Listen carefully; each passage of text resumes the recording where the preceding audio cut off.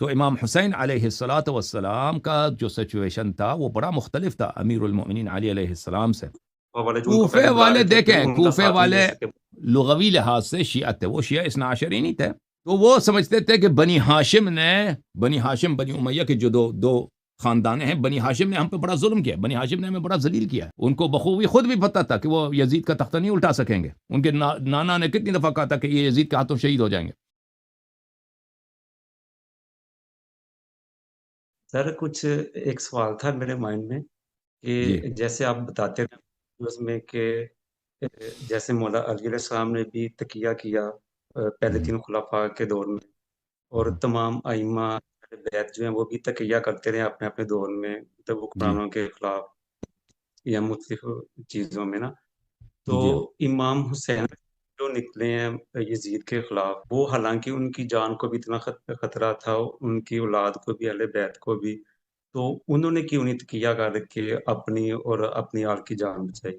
تو عرض یہ ہے کہ امام حسین علیہ السلام کا سیرہ بالکل تقیہ تھا. وہ معاویہ کے زمانے میں رہتے تھے. انہوں نے کبھی نہ کوئی تقریر کی ہے، نہ کوئی کوشش کی معاویہ کو تخت الٹنے کے لیے. اور معاویہ بھی ان کو برداشت کر رہا تھا. معاویہ بھی ان کو قتل کرنے یا ان کے خلاف کوئی لشکر بھیجنے کی کوشش نہیں کر رہا تھا. باقی ائمہ علیہم الصلاۃ والسلام وہ اس حالت میں نہیں تھے کہ بقیہ خلفاء ان کو شہید کرنے کے ترپے ہوں کہ بھئی کوئی لشکر آ رہا ہے، کوئی لشکر آ رہا ہے کہ آپ کو قتل کر رہا ہے، اس کے خلاف تو تقیہ نہیں ہو سکتا نا. اگر لشکر آ رہا ہے آپ کو ذبح کرنے کے لیے اور آپ کے اولاد کو مثلا کنیز بنانے کے لیے، تو پھر تو تقیہ ممکن نہیں ہے. تو پھر آپ جنگ کریں گے اور عزت کی موت مریں گے. امام حسین علیہ الصلاۃ والسلام کے متعلق یہ جو مشہور کیا گیا ہے کہ انہوں نے یزید کے خلاف یہ اٹھے ہیں اور انہوں نے انقلاب کیا، یہ اس کی کوئی حقیقت نہیں ہے. میرا ایک سیریز ہے اسی کہ کیا امام حسین علیہ السلام واقعا انہوں نے انقلاب کیا یا نہیں کیا. تو امام حسین علیہ الصلاۃ والسلام کا جو سچویشن تھا وہ بڑا مختلف تھا امیر المؤمنین علی علیہ السلام سے. کہ امیر المؤمنین علی علیہ الصلاۃ والسلام کی سچویشن یہ تھا کہ اس کو حکومت وقت برداشت کر رہے تھے، خلفائے وقت ان کو کہ جب تک یہ ہمارے خلاف کہ کوئی بغاوت نہیں کرتے، لوگوں کو نہیں ورغلاتے، تو ان کو ہمیں قتل کرنے کی ضرورت کیا ہے. بلا وجہ ایسے ہی ہم بدنام ہو جائیں گے، لوگ سوال اٹھائیں گے، اور ہم دنیا ہمارے سامنے جھک رہی ہے، دنیا فتح ہو رہی ہے، تو اپنے ادھر مدینے میں کیوں ایسے مشکل پیدا کریں اپنے لیے. اور امیر المؤمنین علیہ السلام کو بھی پتہ تھا کہ اگر میں ان کے خلاف اٹھتا ہوں تو یہ رسول صلی اللہ علیہ وسلم کے حکم کی خلاف ورزی ہے، کیونکہ پیغمبر نے حکم دیا تھا صلی اللہ علیہ وسلم کہ اگر آپ کو انصار نہیں ملتے تو آپ اپنے زندگی کو بچائیے، اپنے آپ کو ہلاکت میں نہ ڈالیے. تو امام حسین علیہ السلام کا سچویشن یہ تھا کہ یزید بہرحال ان سے انتقام لینے کی فکر میں تھا. یزید خود ان کو زندہ نہیں چھوڑ رہا تھا، کیونکہ یزید کا جو مینٹیلٹی تھا کہ رسول صلی اللہ علیہ وسلم نے ہمیں ذلیل کیا ہے. کیسے ذلیل کیا بھائی؟ جنگ بدر میں ہمارے جوانوں کو قتل کیا، ہمارے سرداروں کو قتل کیا، ہمارے نانا دادا چچا. اس کے بعد احد میں ہمارے بہت سارے لوگ مارے گئے. پھر انہوں نے آ کے مکے میں ہمارے گھروں کو فتح کیا اور ہمیں غلام بنا کے کہہ دیتا انتم الطلقاء، غلام بنا کے میں آزاد کیا. تو وہ سمجھتے تھے کہ بنی امیہ کے جو دو خاندان ہیں، بنی ہاشم نے ہم پہ بڑا ظلم کیا، بنی ہاشم نے ہمیں بڑا ذلیل کیا. اور وہ بھولے نہیں ہیں.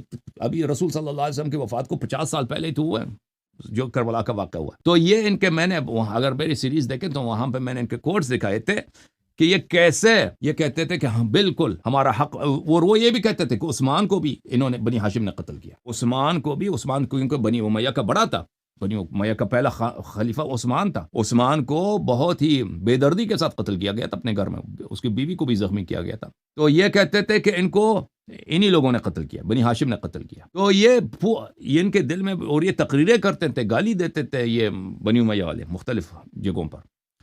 تو جب معاویہ کا وفات ہوا ہے اور یزید خلیفہ بنا ہے، تو یزید تو وہ یہی چاہ رہا تھا، اس کا ارادہ یہی تھا کہ میں امام حسین علیہ السلام کو قتل کروں. تو امام حسین علیہ السلام بار بار یہی کہہ رہے تھے کہ میں دنیا میں کہیں جاؤں یہ مجھے قتل کریں گے. اور وہ مکہ آئے، مکہ آنے سے پہلے میں نے کتنے کوٹس دکھائے کہ وہ کہہ رہے تھے میں مکہ جاؤں گا، ادھر اگر مجھے ان لوگوں نے رہنے دیا تو میں مستقل مکہ رہوں گا، پھر میں ہمیشہ کے لیے مکہ رہوں گا. امام حسین علیہ الصلوۃ والسلام انقلاب کے لیے نہیں نکلے تھے. ان کو بخوبی خود بھی پتہ تھا کہ وہ یزید کا تختہ نہیں الٹا سکیں گے. ان کے نانا نے کتنی دفعہ کہا تھا کہ یہ یزید کے ہاتھوں شہید ہو جائیں گے. تو امام حسین علیہ الصلوۃ والسلام جب مکے میں تھے تو اس وقت بنی امیہ کی جانب سے بڑا لشکر آیا تھا کہ حج کے وقت ان کو شہید کیا جائے. اور اسی وقت کوفے کے لوگ بہت ہی ہزاروں کی تعداد میں خطوط بھیج رہے تھے کہ آپ ادھر آ جائیں، ہم آپ کے سب سپاہی ہیں، آپ کے لشکر ہیں، ادھر آ جائیں، آپ کی ادھر بادشاہت ہے. امام حسین علیہ الصلوۃ والسلام مکے میں رہتے تو شہید ہو جاتے. دوسری طرف کوفے والے بلا رہے ہیں اور ان کو یہ بھی بخوبی پتہ ہے کہ کوفے والے وعدہ نہیں نبھائیں گے، جب وہ قریب آ جائیں گے تو وہ ان کو شہید کریں گے، لیکن ان کے پاس چارہ کوئی نہیں تھا۔ وہ خود کہہ رہے تھے کہ میں جہاں، اور لوگ بھی یہ مشورہ دے رہے تھے کہ آپ کوفہ نہ جائیں، آپ شہید ہو جائیں گے، تو یہی کہتے تھے کہ میں جہاں بھی جاؤں میری شہادت ہوگی۔ اگر وہ کوفہ نہ جاتے تو تاریخ ان پہ سوالیہ نشان رکھ لیتا کہ آپ کی یہ بہت بڑی سیاسی غلطی ہے کہ آپ کے پاس جب ہزاروں کی تعداد میں لشکر کوفے میں موجود تھے، کیوں آپ نہیں گئے؟ وہ آپ کے والد صاحب، ابھی 20 سال پہلے والد صاحب کا دارالخلافہ وہیں پہ تھا، کوفے کے لوگوں نے ہزاروں کی تعداد میں آپ کو بلایا، آپ نے اپنے چچا کے لڑکے یا مسلم کو بھی بھیجا، مسلم ابن عقیل نے بھی، لوگوں نے ان سے بیعت کیا، مسلم نے بھی مشورہ دیا کہ آپ آ جائیں، ادھر سب تیار ہے تو آپ آ جائیں۔ تو اس طرح ہوا۔ امام حسین علیہ الصلوۃ والسلام نے خروج نہیں فرمایا۔ امام حسین علیہ الصلوۃ والسلام اس طرح کہ آپ اپنے گھر میں بیٹھے نا، آپ حکومت سے تقیہ کر رہے ہیں، حکومت آپ کے پیچھے نہیں آتی، آپ کو حکومت سے کوئی کام نہیں ہے، تو ایک دوسرے کو برداشت کر رہے ہیں نا۔ بقیہ اماموں کا یہ صورتحال تھا۔ امام حسین علیہ الصلوۃ والسلام کا اس طرح صورتحال کہ وہ اپنے گھر میں بیٹھے ہیں، حکومت آ رہا ہے، وہ کہتا ہے ہمیں ان سے کام ہے، یہ ہم سے کام نہیں لے، ہم ان سے کام ہے، ہم ان کے نانا کا، ان کے بابا کا انتقام سے ان کو قتل کریں گے۔ تو اب امام حسین علیہ الصلوۃ والسلام، وہ عزت، ان کے پاس چارہ ہی نہیں سوائے لڑنے کے، سوائے جہاد کرنے کے، لڑنے کے کوئی چارہ ہی نہیں ہے، ٹھیک ہے نا۔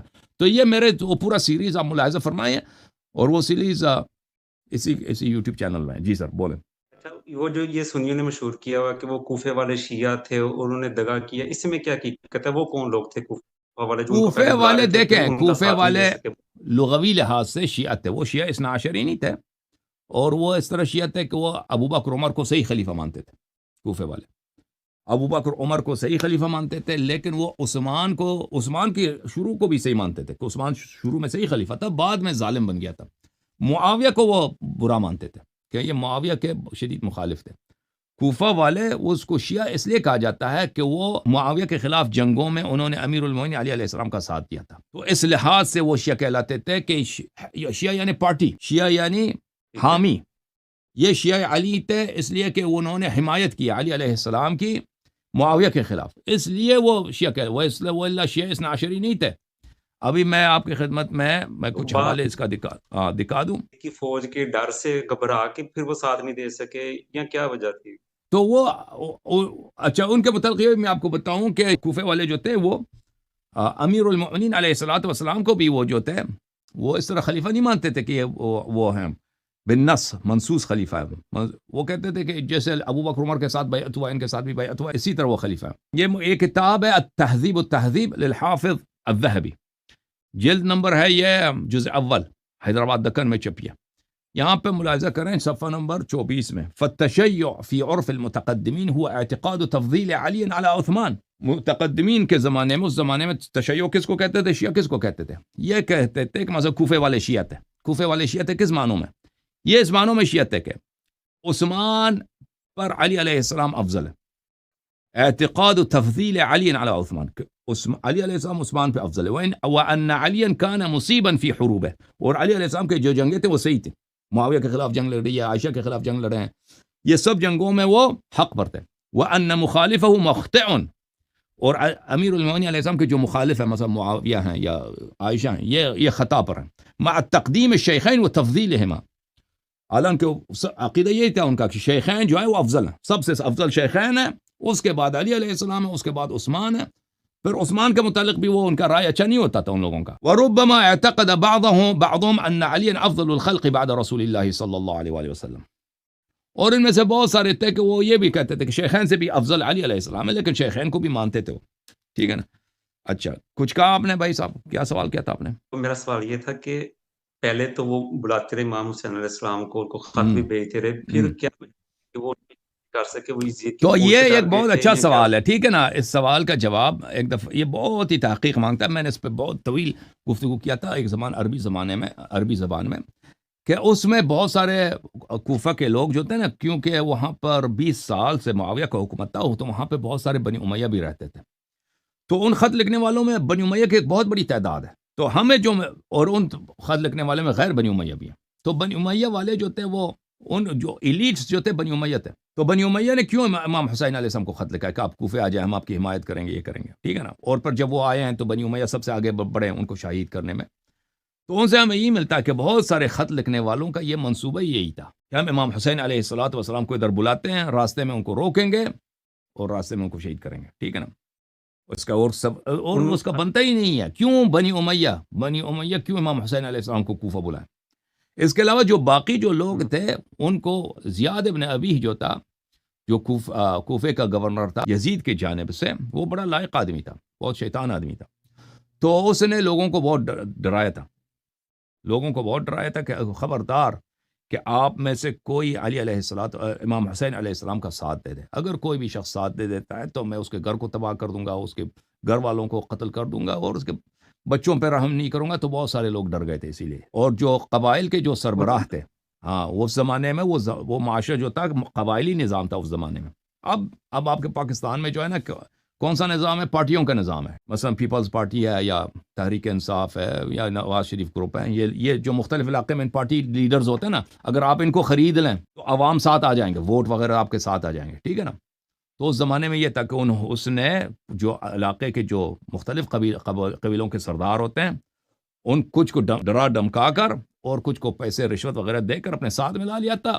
لوگ تو وہی قبائلی سرداروں کے ساتھ ہوتے تھے اس زمانے میں، ٹھیک ہے نا۔ تو اس طرح لوگوں کی اکثریت جو ہے، خط بولیں لکھنے والوں میں کچھ صحابہ سننے میں آتا ہے کہ وہ تھے اس ٹائم میں کچھ، جو صحابہ بعد میں وہ بھی صحابہ اس زمانے میں دیکھیں سر 60 ہجری میں صحابہ بہت بزرگ ہو چکے تھے۔ کربلا کے میدان میں کچھ صحابہ تھے، کچھ 4-5 صحابہ یا اس سے زیادہ کا نام ہمیں ملتا ہے جنہوں نے امام حسین علیہ السلام کے خلاف تلوار اٹھایا، لیکن زمانہ یہ تھا 60 ہجری میں، یعنی رسول صلی اللہ علیہ وسلم کی وفات سے 50 سال ہو چکے ہیں۔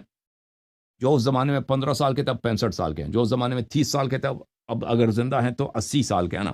تو صحابہ کا دور تقریباً انتہا پہ تھا، لیکن اس کے باوجود کچھ صحابہ تھے جنہوں نے امام حسین علیہ السلام کے خلاف تلوار اٹھائی، یہ جنگ کیا۔ اچھا ایک اور سوال تھا کہ حضرت عمر کا جب آخری ٹائم آیا، جب انہوں نے وہ کمیٹی بنائی تھی 6 بندوں کی، تو ہماری سنی ایک کتاب میں، وہ کتاب مجھے نہیں یاد، حوالہ بھی نہیں یاد، لیکن وہ میں نے حدیث پڑھی بھی ہے، سنی بھی ہے کہ انہوں نے ایک خطبہ دیا تھا کہ یہ جو طلقاء ہیں ان کا کوئی حصہ نہیں ہے، یہ ابن طلقاء جو ہیں یہ خلافت کے حقدار نہیں ہیں، اگر کوئی خلافت کا مطالبہ کرے تو ان کو قتل کر دو، اور یہ جو کمیٹی ہے ان میں سے کوئی بندہ سلیکٹ ہونا چاہیے۔ تو پھر معاویہ کیسے بن گیا خلیفہ؟ وہ بھی سنا ہے کہ حضرت عمر کے دور میں ہی بنا ہے خلیفہ۔ نہیں، عمر جو ہے طلقاء کے خلاف نہیں تھا، عمر کو حکومت ہی طلقاء نے دی ہے، عمر کی خلافت ہی نہیں بنتی تھی اگر ابو سفیان اس کو خلیفہ نے بنا تھا، ٹھیک ہے نا۔ طلقاء ان کا تو حلیف تھا، معاویہ طلقاء ان کے ساتھ تھا، بالکل۔ معاویہ کو عمر ہی نے تو حکومت دیا ہے۔ معاویہ جو ہے شام کا گورنر کس کے زمانے میں بنا؟ ابو بکر کے زمانے میں، پھر عمر نے کبھی اس کو عزل نہیں کیا ہے، وہ حضرت عمر کے دور میں بنا ہے وہ معاویہ۔ بلکہ دیکھیں اس کا اصل ایک بڑا بھائی تھا معاویہ کا، اس کا نام یزید تھا، ابو سفیان کا بڑا بیٹا تھا۔